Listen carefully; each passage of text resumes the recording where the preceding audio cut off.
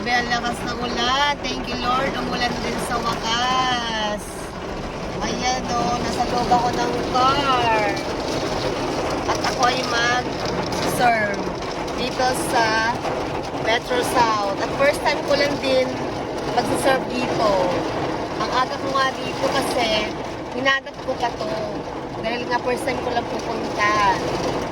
So, sakto naman pagkadating ko dito, ito agad ang bumungad sa akin ng lakas ng ulan. Kaya hindi pa ako makababa dito sa kotse. Abuti na lang talaga ay hindi na ako nagda-drive. Dahil nakakatakot mag-drive pag ganito kalakas ang ulan. So far naman, madali ko naman siyang nahanap. Akala ko kasi baka maligaw ako. Kaya maaga ko man sa bahay.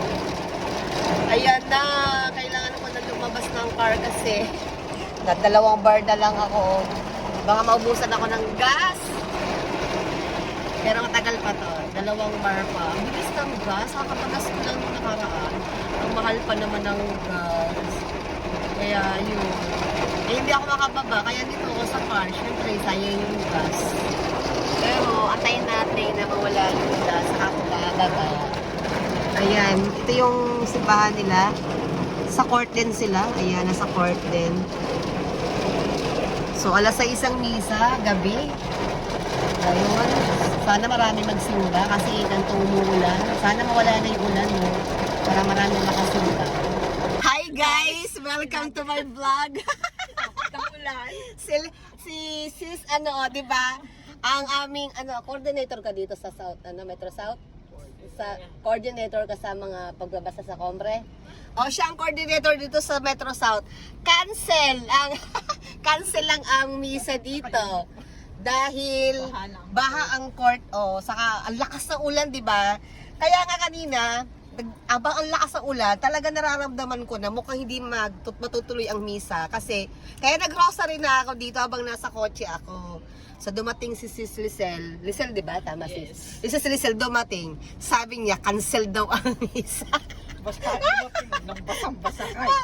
Basang-basa, inatid siya kanina.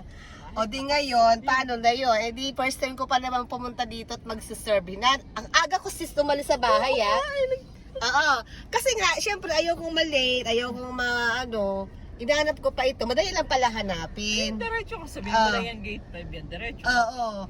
So, kaya lang tumigil naman na ang ulan, kaya wala nang pupunta, baha na ang court. So, paano na yan? Di walang misa, di nakasimba si Sislisin. Kasimbo na. Bababa na lang ako doon, mag-vlog na lang kami doon sa labas bago ako umuwi. O, di ba? O, di ngayon, nakapag-grocery ako dito habang nag-iisa ako habang lakas ang ulan. Hello! Wala yung salamin ko.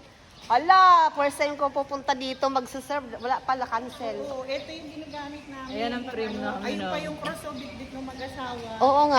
May bagong dumating na naman. Paano yan? Cancel man.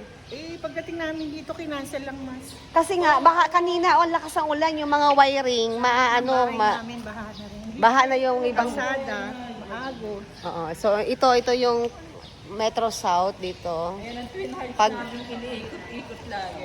Ito, basa kasi, kaya hindi pwede dito talaga magmisa pag malakas ang ulan dahil baha. Yung mga wiring ba, masisira. Ito ang aming altar. Wow! Twin Hearts. Si Gisa, si Mama Mary. Ito po. Yan, ginawa ko lang yan. Yung calendar na luma na yung... Oo nga. Lipat kami sa simba. Dahil cancel ang aming misa sa covered court ng Metro South. Ngayon ay papunta na kami sa Saan? sa aming parokya. Parokya kay Mama Our Magwada. Lady of Guadalupe. Ayan. Lumipat kami dito. Buti nakadaan kami sa Eagle Ridge. Pinadaan kami ng guard. Pinadaan kami. Sa susunod daw, bawal na dumaan. Nakiusap lang ako ngayon. Ayan. Okay na. Para mayroon lang tayong remembrance. Wala namang sasakyan. Kaya okay lang mag-vlog. Ayan. Bye-bye na.